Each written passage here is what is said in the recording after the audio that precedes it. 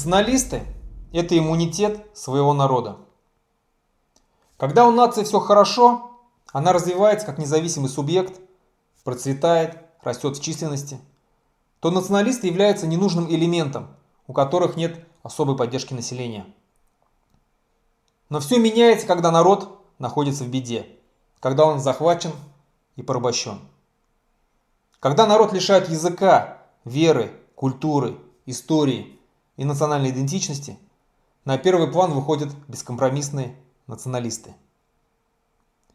Задача националистов и в целом национального движения – освободить свой народ от колонизации и сделать его независимым.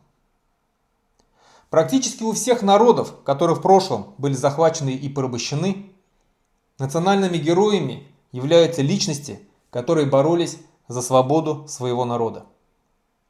Все они были именно националистами, предводителями или активными участниками национально-освободительных движений. Салават Юлаев, Нельсон Мандела, Уильям Уоллес, Жанна д'Арк, Махатма Ганди, Заки Валиди, Симон Боливар, Джохар Дудаев, Алихан Бөкейханов и многие-многие другие. Сегодня у башкирского народа наступило тяжелое время, когда на первый план должны выйти именно башкирские националисты и башкирское национально-освободительное движение. А сам башкирский народ, если он хочет свободы и независимости, должен поддерживать своих националистов и помогать им во всем.